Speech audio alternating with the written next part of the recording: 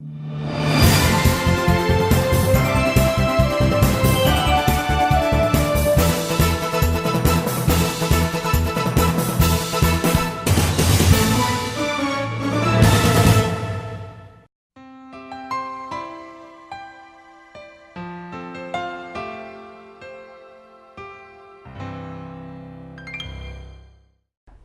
my dear folks. Welcome to the East-West Show. Name is Jack Chow, hosting the show with lots of pride.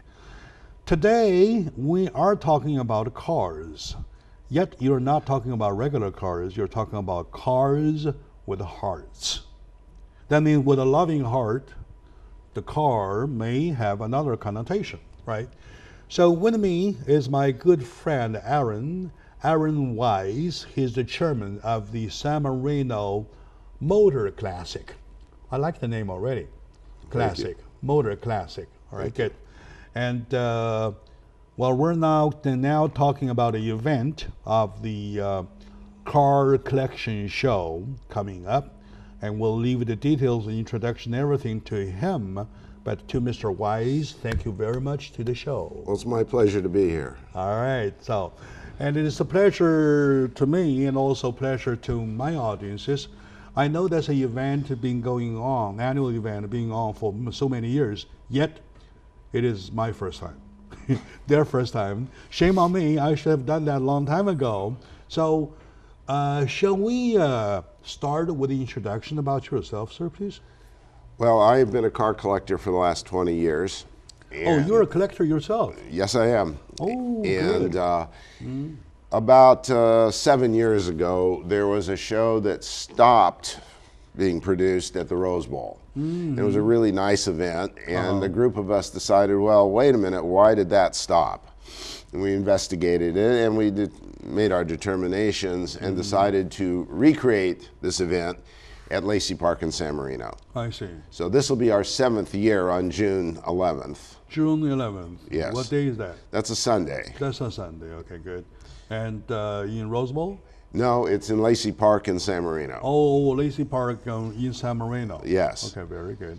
That sounded quite a short introduction, but to make a point, the points are being that you revived a event that's supposed to die 7 years ago, and you kind of reactivated with a new meanings inserted. So what did you insert into the event?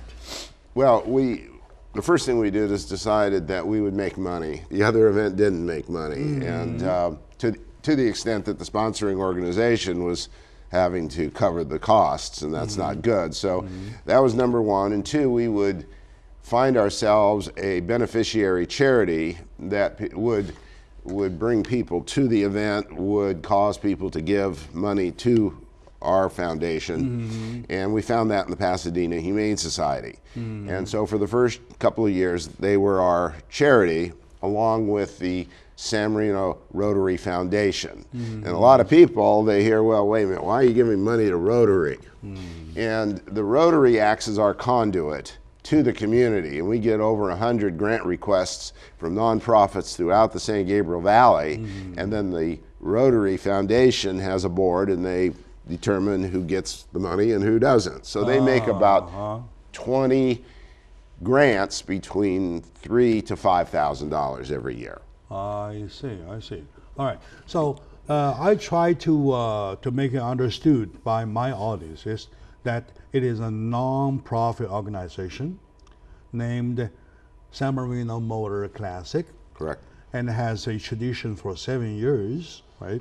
And is a philanthropic, right? And you collect the money, and the proceeds goes to the needy.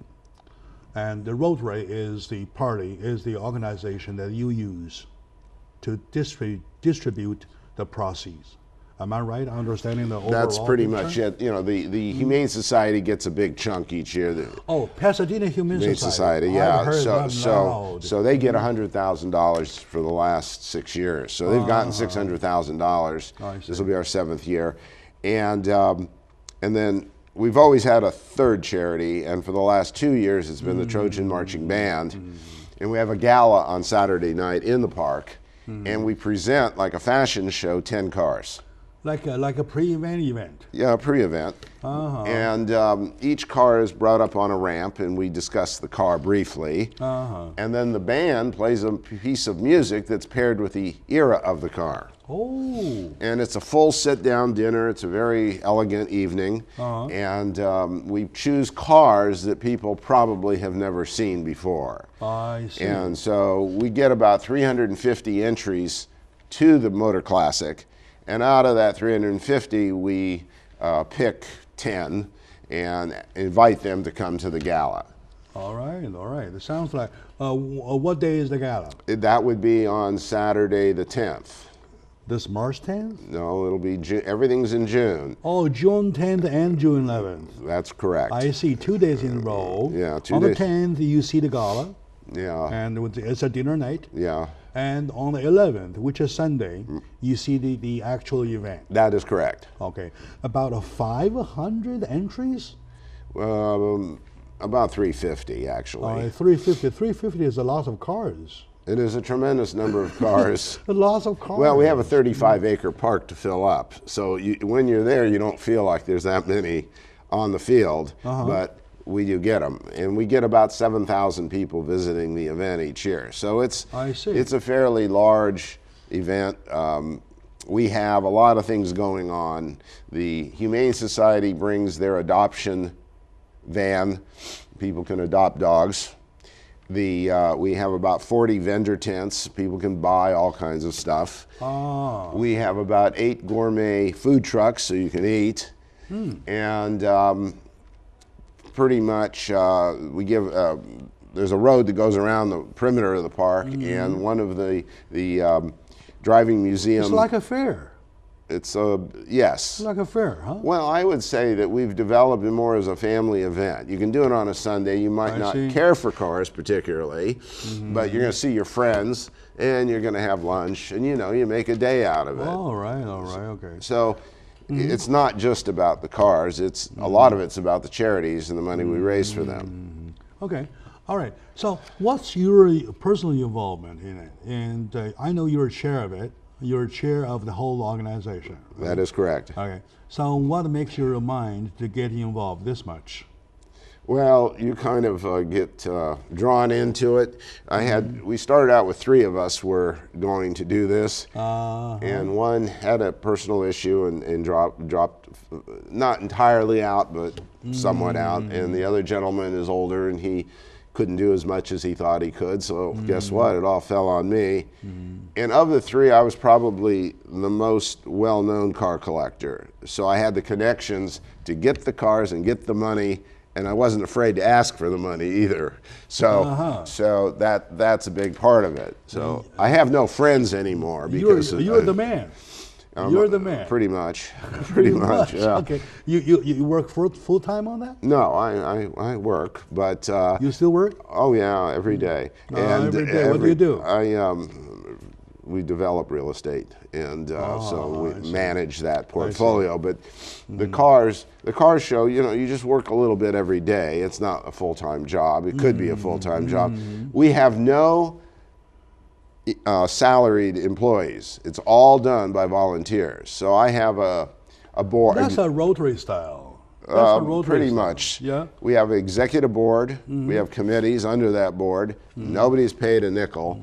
And the Rotary brings us 100-day of event volunteers, as does the Pasadena Humane Society. I see. So 200 people. It takes 200 people to actually manage the day of the event. I can imagine that kind of size of the job. You're talking about 350 cars at the entry. Yes, that have and to. You're talking about a selection and reselection, and you have to put up all the cars on racks sometimes. No. They just send us pictures, and we pray that everything is. They're not lying to us too much. On the presentation day, though, you really have to do presentation day. We have, there's 33 classes. All right. There's a first, second, and third place for each class. There's going to be 100 cars pulled off the field and brought to a reviewing stand to get their award. And believe it or not, we do this in an hour and a half. In an hour and a half? In an hour and a half. Is there a contest or something? Yes, there is. It's a contest of making sure that nobody kills you because they don't like being in the park all day. So the guys who have the cars, they enjoy being there, or they wouldn't be there. But you know, when you figure they had to bring their cars at 6 in the morning, and there you are at about 2 in the afternoon. Oh, that's 3. That's quite something. They're ready. They're ready to go home. So we call it car show jail. You know, these guys are in jail. They can't leave. They can't leave, and they're really anxious to get their awards and go home. Speaking of a contest, though, what are the categories? By speed or by the look? Look, it's look and authenticity. Authenticity. All right. So the judges have a 100-point score sheet, and they'll go through and they will mark down. Everybody starts with 100 points. The value of the car has nothing as a collector item has nothing to do with winning or losing. Oh, I see. It psychologically it might, but on the score sheet there's not a deal for. There's not a line that says how much it's worth. No, it doesn't say that. What we're interested in is finding cars that are as close in condition as they were the day they rolled off the assembly line. You're right. The cars enough to represent the time. The exact time when it went off the line. Right. Exactly. Very good. And then on the gala night, you're going to give the music to commemorate that goes along parallel with the time. Yeah. What a thinking. What a design. What a design. Well, okay, it's a lot of fun. It's a lot of fun. And that's what you have to make it. If it's not fun, nobody wants to do it. All right, very good. Mr. Weiss, I believe as a car collector and as a chairman of such a large organization for such a huge event, you must know cars a lot. Well, over the years I've been collecting, you read and you come into contact with a lot of cars, and so you build a base, a database, if you will. Okay. But there's a lot of cars I know nothing about. And, so let's take a break. When we come back, we'll talk about cars as versus American culture, shall we? Okay, that's great. All right, that's a good subject, Super. Isn't it? Yes. Right? Good. So, my dear audience, today with me is my good friend Aaron Weiss. He is a car collector himself, and he is a real estate developer himself. Yet he has a bigger job to do. That is, he's a chairman of the San Marino Motor Classic, which is a non-profit organization doing their annual event to collect funds to aid people. By aiding, they go through Rotary, and they let the proceeds go to the needy, including the Pasadena Humane Society. They have a big name. I adore them for not only taking care of a human problem, but even our dogs and cats. Okay, so stay with us. We'll be right back. There are lots and lots of positivities to talk about. Stay with us.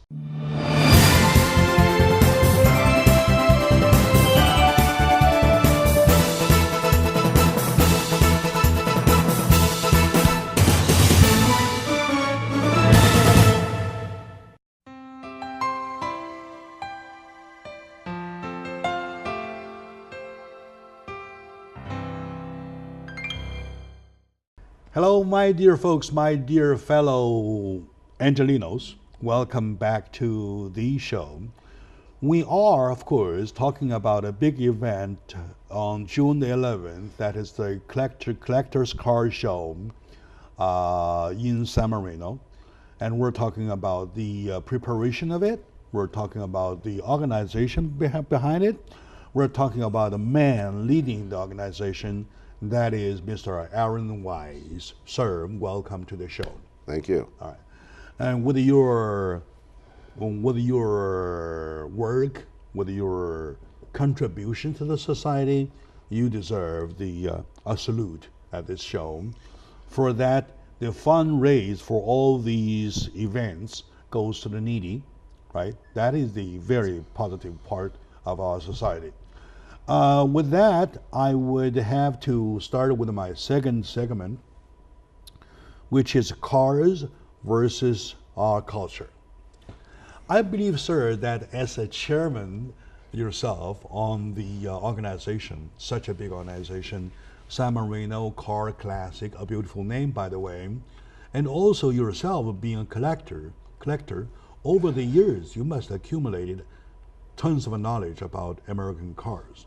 America, to us, I came from other country. I wasn't born here. If I were born here, I would be running for a president of the United States. You might win. I'm kidding. All right. Okay. At least I'm better than somebody. Anyway. So now, what do you see by looking at these cars as the industry of American automobile? If you take the cars and you divide them into periods, and you take from about 1900 to about 1925, you're looking at really primitive cars. You know, these were the cars that came out first, and they were developmental.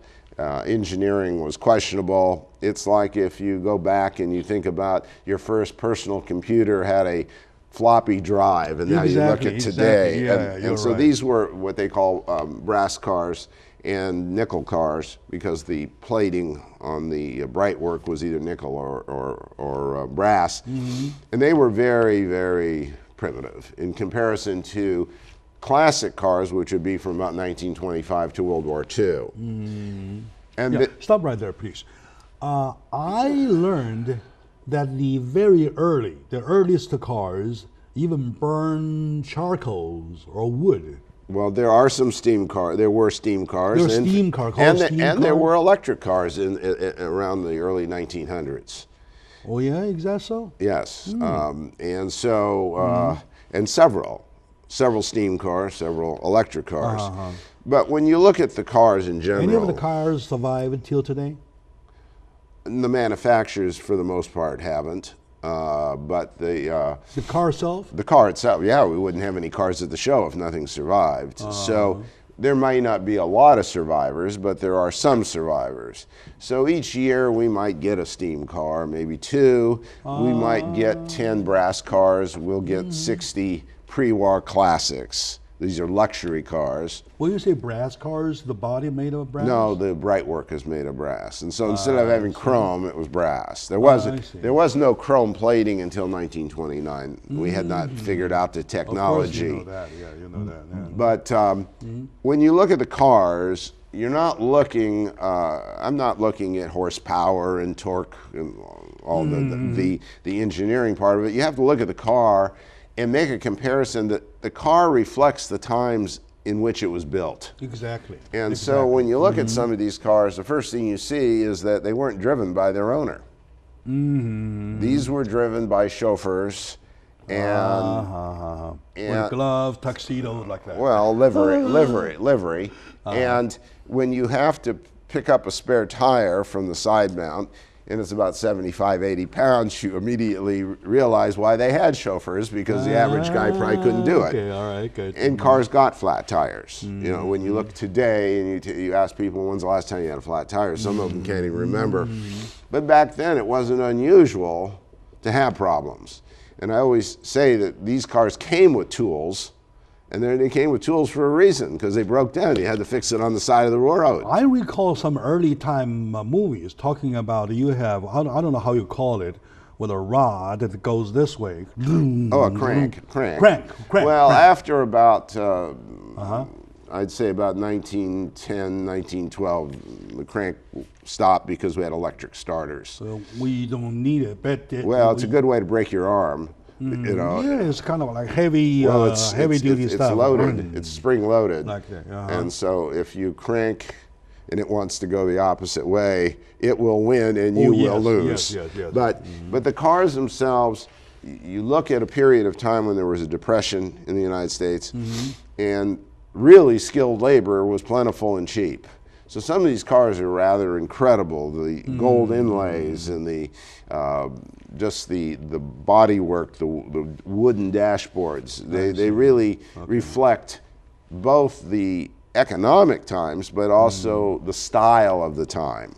From 1925 up to World War II, what do you see as a talking point of those period of time when cars are concerned?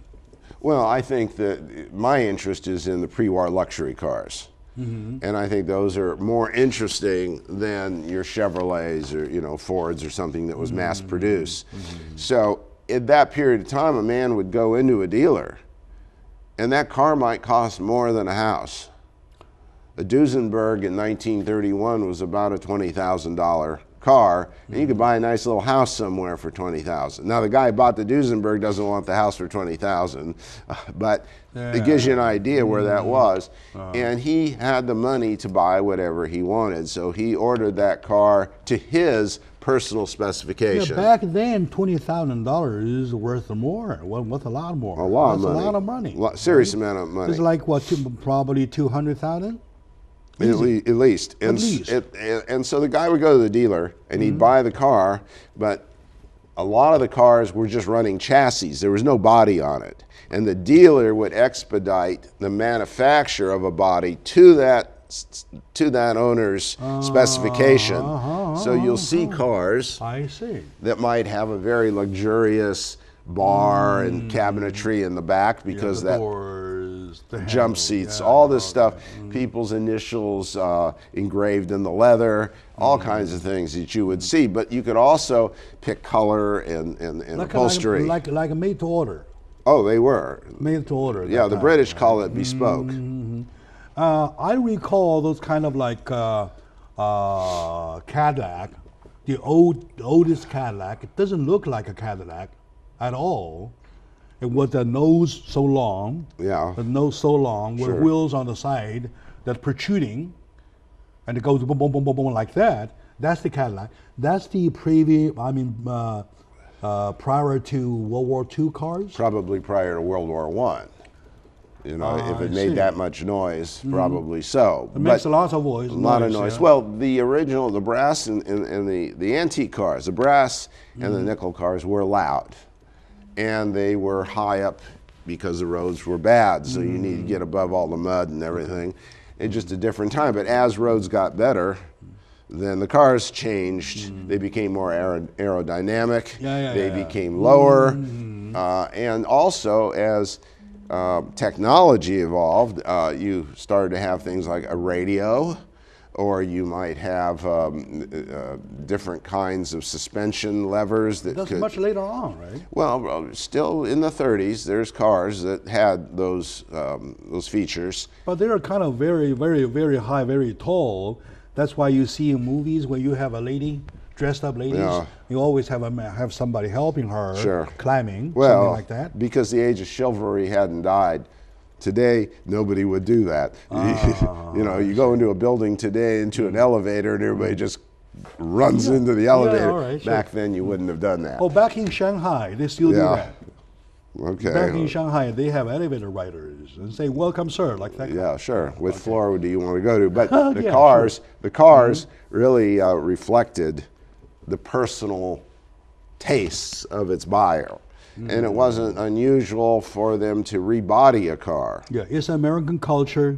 Well, it's the American way. It was also the European way.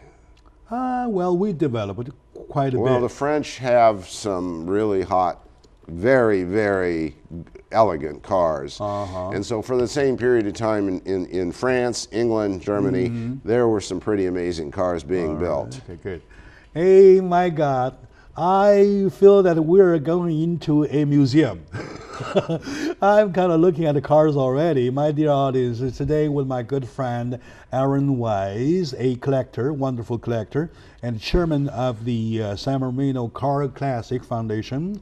And we're talking about cars. We're talking about event starting June the 10th and to June the 11th, the car show, annual car show of San Marino Motor Classic.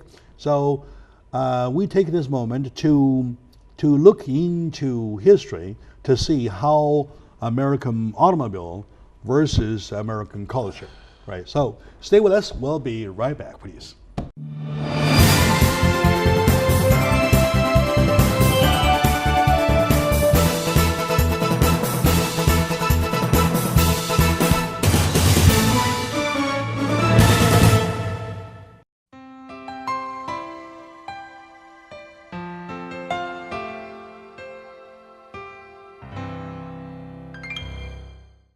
Hello, my dear friends, my dear audience. Welcome back to the show, Jack Xiao, on the East-West Show with lots of pride. I really appreciate my friend Luann Arredondo. It is her, she hooked me up with Mr. Aaron Wise talking about cars. Mr. Aaron Wise is the chairman of the San Marino Motor Classic. They are celebrating their 7th anniversary on June the 11th with their annual car show, collector car show. And by then you will see 100 cars that represent American automobile history, right? Speaking of that though, I would like to borrow from you right now because it's not time yet, right? Yeah. Okay, about cars starting from an early age like 1900 to 1925, and from there on, from 1925 to prior to World War II, and from there on, what is the next time cut? Well, the time cut would be post-war, and people have to understand that for 4 years, Congress had enacted a law. The motor companies could not even do any R&D on a consumer product. Everything went to the war issue. So the first cars that came out were very similar to the pre-war cars, but the war provided the industry with a lot of technology. And so I'd say the first development of note is the automatic transmission. And by about 1948. Automatic transmission starting that early? Yeah. And also, so in 1946, Chrysler came out with fluid drive, and that was the predecessor to an automatic transmission. And within a couple of years, they had perfected it, as the other manufacturers had, an automatic transmission. And then as you move forward into the 50s, you start having this. So automatic, excuse me, for the insertion, automatic transmission could be a cut of history? Well, prior, before and after? Why not? I want to find a time point. A time point would be post-war.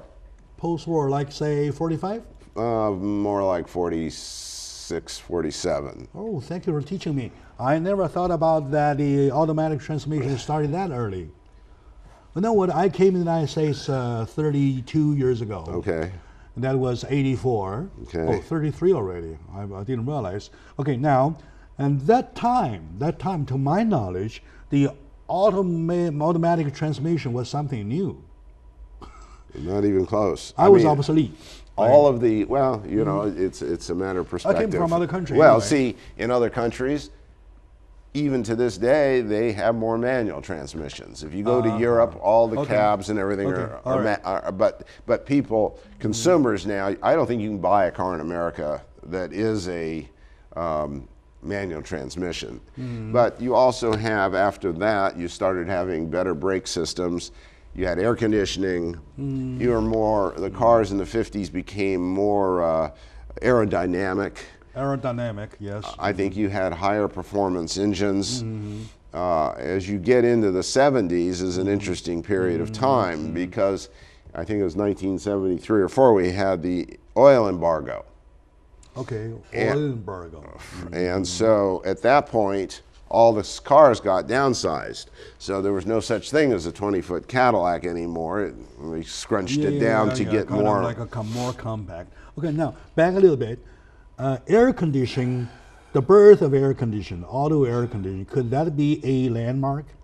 It could be, yeah, sure. Okay. And what is the equivalent years? Probably just before. I'm a good student, Professor. You're very good. You got to teach me, please. Well, teach me. I would say somewhere around 1952, 54. A Cadillac Eldorado in 53 had air conditioning. I see. In other words, 1952, 53 would be the birth of air conditioning. Auto air conditioners. Right. That could be a landmark of the auto industry. Right, another one. Okay, back a little bit. Okay. Allow me back a little bit. I remember, I learned from my textbook that in 1941, the Pearl Harbor event caused the American automobile industry to pause quite a bit. That is correct. Was that true or not? I mentioned it, but it, yes, for the period of the war from somewhere in 1942 through 1946, all of the automobile manufacturers had to dedicate 100% of their capacity to manufacturing armaments of whatever military use, and they could not spend any money developing a car. So in the back room, there wasn't some guy waiting for the war to end. I saw a documentary that shows the scene when the Ford workers kind of like shining the propeller. Yeah. The airplane propeller. They're sanding. Yeah. With the sand, they're sanding that. Right. And that gives me the memory about that time. Okay, back to the air conditioner, to the cars though. So air conditioners marks the 1952-53 mark. Early 50s. Timeline. Yeah. And then you mentioned the aerodynamic bodies. You start after the war, you have what we would call integral fenders. So in other words, in the old day, the fenders were there was a gap between the engine compartment and the fenders were separate. And now the fenders are all part of the car. It's all integral. So you really don't see the wheel wells or anything like you did before. So cars really changed a lot. They're a lot more chrome. And I think that the space race had an effect on it. You know, the cars started to look like rocket ships. Right. Like a rocket. Yeah. Like a rocket. Yeah. And things changed. And then you go, as I said, further, and the oil embargo really changed cars because they all became more efficient, smaller engines, smaller size. That's in the 70s. About 73, 74, I'd say. And that went on for a while. And in some cases, I'm not sure we ever went back to the large land yachts that we had before. So you look at a 1959 Cadillac, it's probably 18, 19 feet long. If you go probably to a 74, 75. And the Chevrolet Classic, take that for example. Yeah. Yeah, I used to see pictures of that. I have one picture of a Chevrolet Classic, the long one. Sure. With the side, I don't know how you exactly call the part though, kind of like a long nose. Yeah. Protruding, that kind of very, very handsome. I call it very manly, very handsome. Well, that's who was buying them, so that's who they were making them for. But I think that you have that. It just keeps going. Right now we are looking at hybrid cars, so it just keeps going.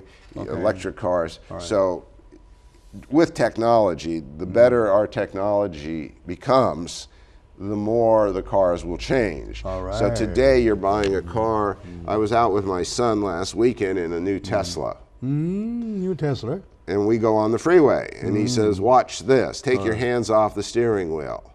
And we're knocking down the freeway. Auto drive. So we're going 65 miles an hour. Look, Mom, no hands. With no driver at all. Right? Yeah. This is a real cruise drive. Okay. Now, my dear audience, today I'm going back to school. Oh, by the way, I've never been to a school, automobile school. My first time. And my professor, Mr. Aaron Wise, teaching me about American history versus its automobile development. So they go parallel. To the outside world, cars are the second name or nickname of America. Yes. So there's almost like it. When you talk about American car history, you're talking about American history already. So stay with me for a very short break. When we come back, we'll continue, please.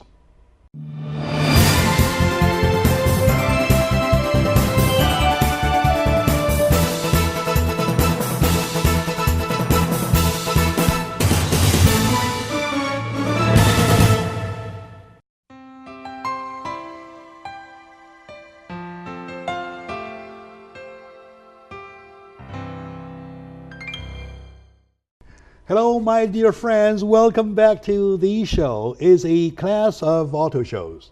My professor being Mr. Aaron Wise. So welcome, sir, back to the show. Mr. Aaron Wise is the chairman of the San Marino Motor Classic, which is a non-profit organization. Philanthropically, they've been involved for the past 7 years in doing annual car shows. And the process, of course, goes needy through a wonderful organization, Rotary. I have lots of friends in Rotary, and my friend Luann Arredondo is the incoming governor of the 5300 district. So when you have friends of that high profile, you really get into the high profile information. Now, we're talking about American history, American culture versus its development of its cars, right? Now, sir, back to the class. There goes the bell. Ring goes the bell. Now, when you were talking about aerodynamic, that probably represents a time after the 70s. Am I right? Well, I would say that the real concept of aerodynamics. Oh, I think way before that. Way before that. I'd say the early 50s. Cars became lower, lower to the ground, longer, smoother in their styling. Smoother on the surface. And not as much, the fronts were not as flat, so you had more, less wind resistance. Yeah, like the Jeep. Like a Jeep, you have two bars holding the bumper. Yeah. Like that, pushing it out. Well, you have a flat grille. And cars got more slinky. So I think that there was a need to have better economy in the operation of the car, and so that's why we have what we have today. You look at some of the cars, and they were developed in a wind tunnel so that they have the least wind resistance and they maximize the miles per gallon. All right. From that point on, from the aerodynamic point on, which is the next landmark? Well, I would say that you have a big difference at some point in time, and I would say the 70s, somewhere in there, when you went from being able to walk into a dealership and say, I want that car in pink, I want a purple interior, and I want this, to starting to buy packages.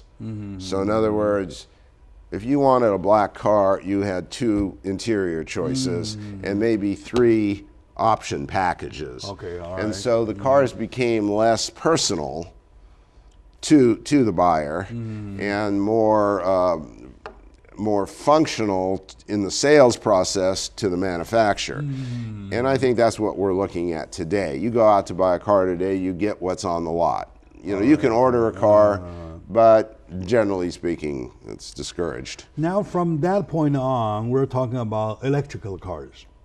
What would be the timeline for that milestone?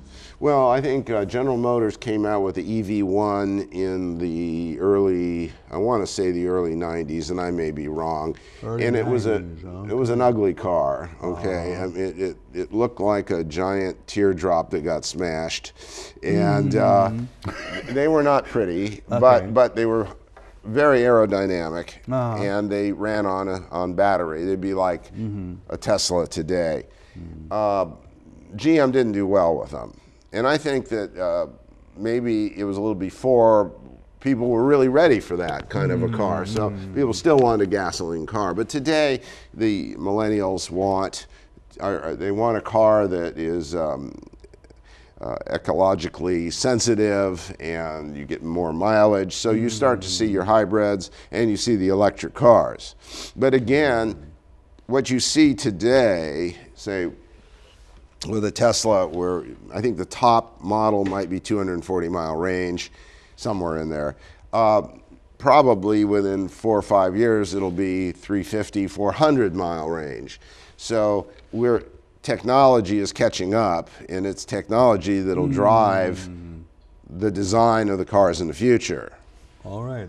My next question might be the one that bothers me a lot. We're talking about electrical cars on its way of growing. And in the meantime, you are talking about the auto drive cars. Like you mentioned your son's case, right? Right. And the car, you were going 65 miles without a driver. Oh, you were on the car, but you don't have to drive it. I was driving, but I wasn't touching the steering wheel. You weren't touching anything, right? Okay.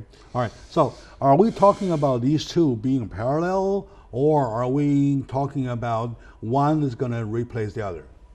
Parallel. Parallel. There will be an electric car which is self-driven.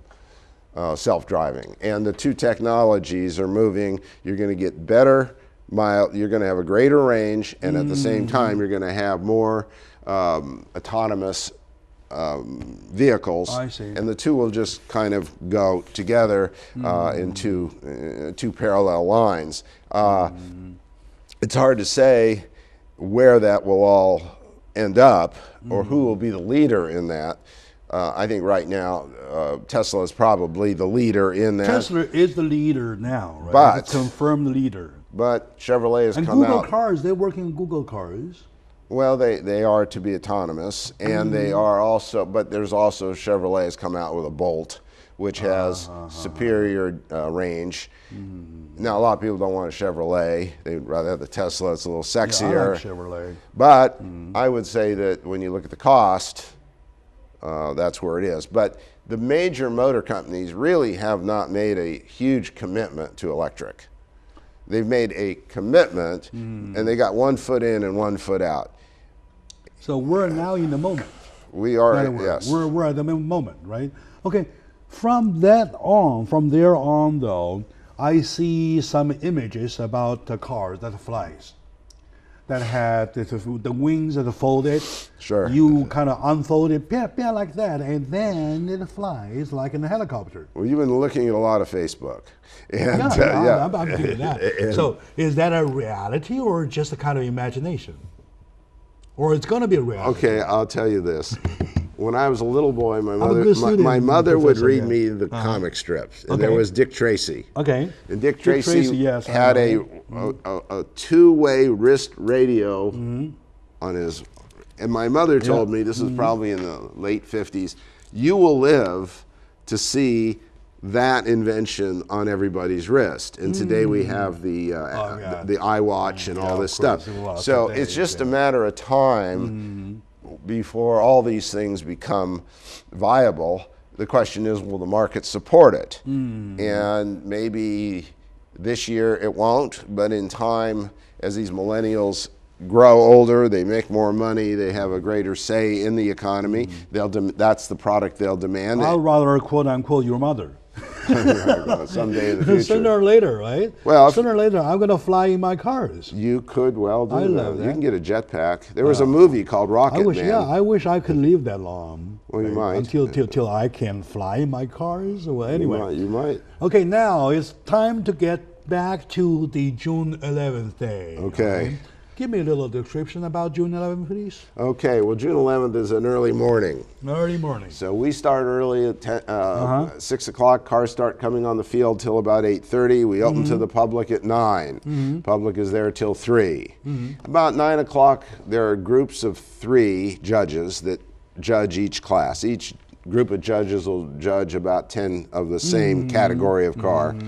And then about 1:30, we'll give the awards. And we give the awards, and ultimately we choose a best in show. Of all the cars, which is the best. And once we give that award, that's the end of the day. All right. And during the day, as I said, we'll have the Trojan Marching Band at the car show in the morning playing. We will have the automotive driving. Music.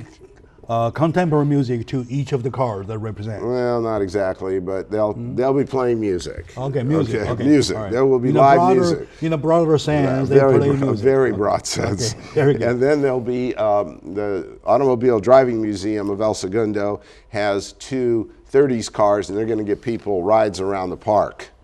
So you can take a ride in one of these old cars. You can even take a ride. Yeah, and you can see what it's gonna what that was like. You can feel, right? Oh yeah, exactly. you will feel every. All right, book me in. Book I'll you be in. there, Okay. Right? And how much is it to get a ticket? It's 25. I don't want you free. I don't want to do free. I want to donate my part. $25 if you buy them online before the event. $30 the day of the event. Where to buy?